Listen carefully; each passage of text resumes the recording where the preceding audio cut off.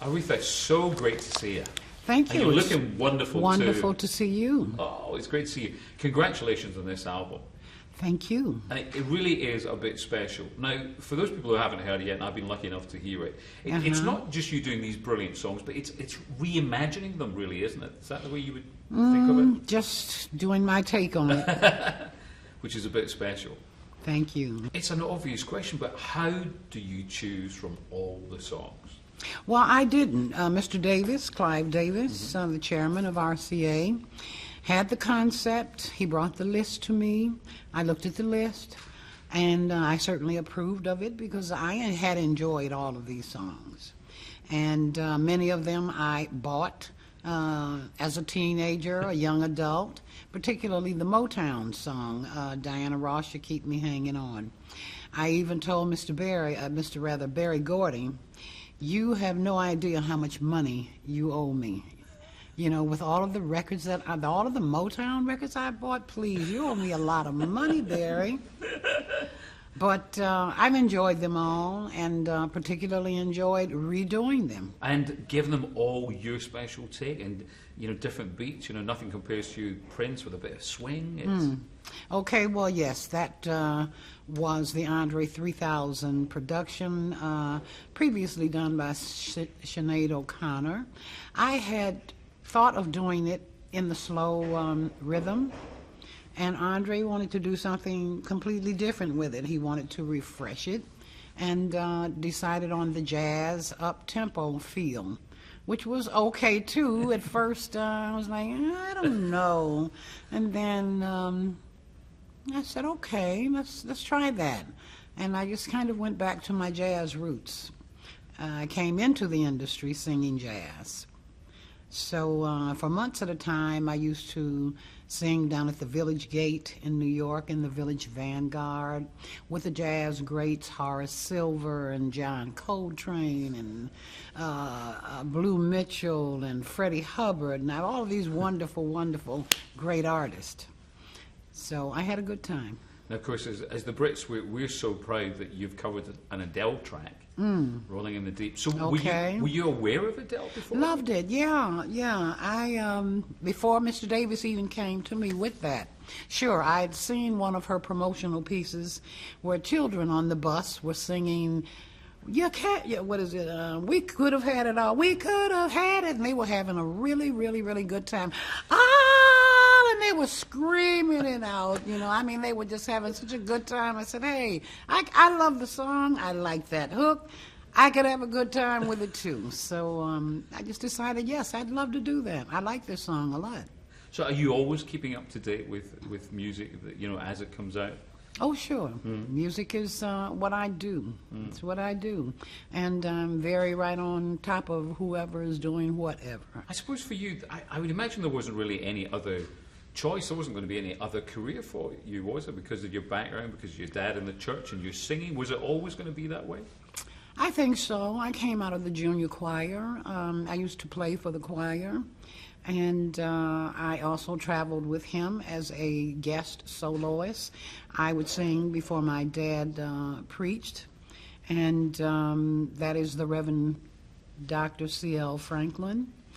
And when I came to London, he came with me once, and he was quite surprised to find that the journalist in London knew a lot more about him than he ever imagined. And he was absolutely delighted with that, and so was I. Now, when was the first day when you were a child? Did you think, oh my goodness me, I've got these pipes, I've got this voice? Was there a moment, were you in the bathroom? Where was it when you went, wow? I don't know if I had a wow moment. It was just kind of gradual, I think. My mentor coming up was Clara Ward of the famous Ward Singers, who certainly traveled to London many times and who were well and way ahead of themselves as gospel singers. As a matter of fact, they integrated Las Vegas. The Pioneer Hotel there, I believe it was.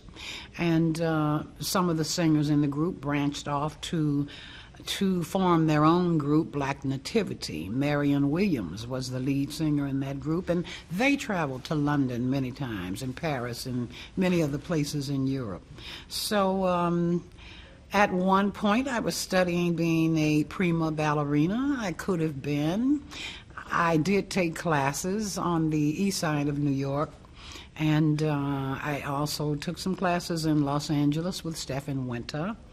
And I could very well and very easily have become a prima. Wow. Yeah. Didn't know that at all. As well as a registered nurse. My mom was a registered nurse, so I could have been that as well. But no regrets, though. I could have been a Florence Nightingale, okay? You could have been the singing Nightingale. A Nightingale sang in Berkeley Square. Yes, right. A Nightingale sang in Berkeley Square. I know it. What was the first song that you actually you can remember singing then? The first song that I ever sang? Yeah. In the church, I think Jesus Be a Fence Around Me. Mm-hmm. That was a song made famous by the Soul Stirrers, who were led by, there are just no words for him, Sam Cooke. Just say his name. Yeah. Yeah. Are you at your happiest when you're on stage, when you're performing? I'm happy on and off stage. Yeah. I'm a very optimistic person. And when you're away from singing, then what takes up your time as well? Well, I'm usually in, I was going to say in concert. I do a lot of that. If I'm not in concert, I'm rehearsing, things like that, cooking. My sons, I have 4 sons. I'm a very family-oriented lady, and things like that. What's your speciality then when it comes to cooking? What do I love to cook? Baked chicken and dressing. I have a wonderful spaghetti with Parmesan. I do a wonderful chili, a smoking chili, and just things like that. Mm-hmm. So now, when you were making this album, what were you hoping to bring to the fans? Because do you feel that there's no real I would imagine there's no real pressure for you now, because you've done it all. No, I haven't. Really? No, I haven't. Is that how you feel? Oh, definitely. Wow. No, there's a lot left to do.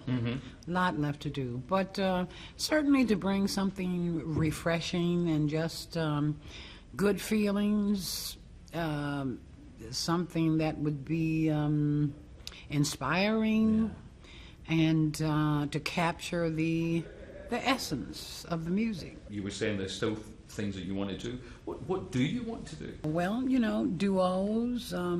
Love to do something with Stevie. I would love to do something with Smokey. And it's just ridiculous after all the years we have not done something together.